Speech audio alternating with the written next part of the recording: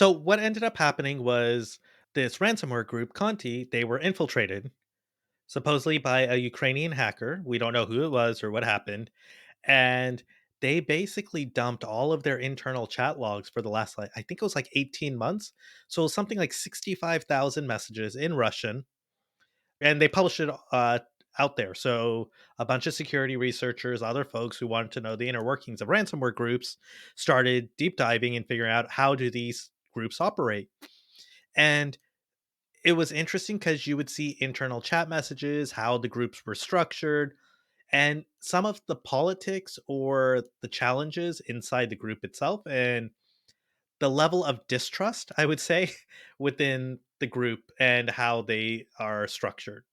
So Brian Krebs actually, I think, over like within a week of the dump happening or the hack happening, he was one of the first to go through, do a deep analysis, look at the inner workings of the ransomware group.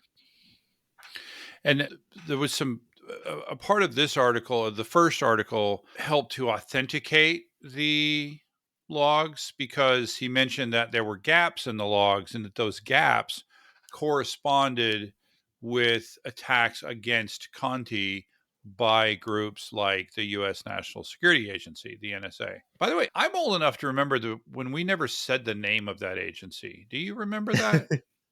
I do.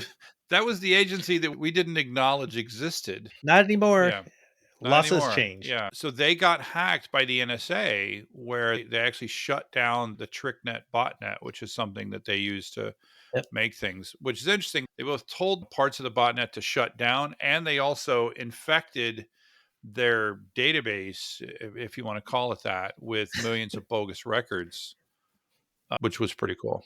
I would have loved to be a fly on the wall at the NSA during that time as they were going through this operation because Right. it sounds like one of those like cat and mouse games, right? It's ooh, how do I stay one step ahead of the other folks?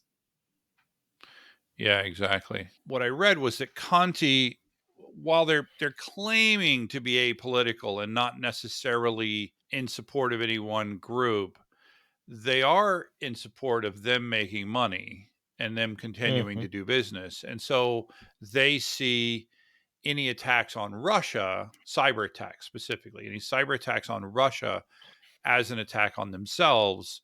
And so it says, we officially announced that we will use our full capacity to deliver retaliatory measures in case the Western warmongers, that would be us, attempt to target critical infrastructure in Russia or any Russian speaking region of the world.